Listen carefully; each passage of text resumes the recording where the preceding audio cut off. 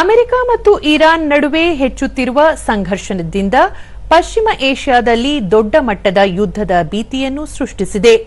ಈ ಬೆನ್ನಲ್ಲೇ ಇರಾನ್ ವಿರುದ್ಧ ಪ್ರಬಲ ದಾಳಿ ನಡೆಸುವುದಾಗಿ ಮತ್ತು ಆ ದೇಶದ ಪ್ರಮುಖ ತೈಲ ಹಾಗೂ ನೈಸರ್ಗಿಕ ಅನಿಲ ಉದ್ಯಮಗಳನ್ನು ತನ್ನ ನಿಯಂತ್ರಣಕ್ಕೆ ತೆಗೆದುಕೊಳ್ಳುವುದಾಗಿ ಅಮೆರಿಕ ಅಧ್ಯಕ್ಷ ಡೊನಾಲ್ಡ್ ಟ್ರಂಪ್ ತೀವ್ರ ಎಚ್ಚರಿಕೆ ನೀಡಿದ್ದಾರೆ.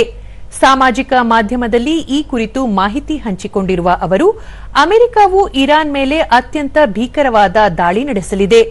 ಅತ್ಯಂತ ಕಾರ್ಯತಂತ್ರದ ಪ್ರಾಮುಖ್ಯತೆ ಹೊಂದಿರುವ ಕಾರ್ಗ್ ದ್ವೀಪದ ತೈಲ ಟರ್ಮಿನಲ್ ಸೇರಿದಂತೆ ಇರಾನ್ನ ತೈಲ ಮತ್ತು ಅನಿಲ ಮಾರುಕಟ್ಟೆಗಳ ಸಂಪೂರ್ಣ ನಿಯಂತ್ರಣವನ್ನು ಅಮೆರಿಕ ತನ್ನದಾಗಿಸಿಕೊಳ್ಳಲಿದೆ ಎಂದು ತಿಳಿಸಿದ್ದಾರೆ.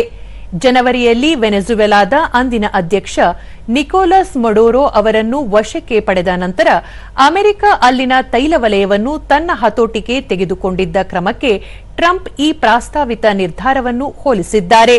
ಈ ನಡುವೆ ಅಮೆರಿಕದ ಕ್ರಮಕ್ಕೆ ತಾವು ಕೂಡ ಪ್ರತಿಕಾರ ತೀರಿಸಿಕೊಂಡಿರುವುದಾಗಿ ಇರಾನ್ ತಿಳಿಸಿದೆ. ನೆರೆಯ ರಾಷ್ಟ್ರಗಳಾದ ಕುವೈತ್, ಬೆಹರೇನ್ ಮತ್ತು ಜಾರ್ಡನ್ನಲ್ಲಿರುವ ಪ್ರಮುಖ ಗುರಿಗಳ ಮೇಲೆ ದಾಳಿ ನಡೆಸಿರುವುದಾಗಿ ಇರಾನ್ ಸ್ಪಷ್ಟಪಡಿಸಿದೆ.